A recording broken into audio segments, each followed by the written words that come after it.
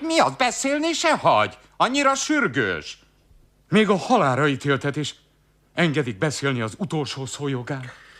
Csak egyetlen percet kérek, nem többet.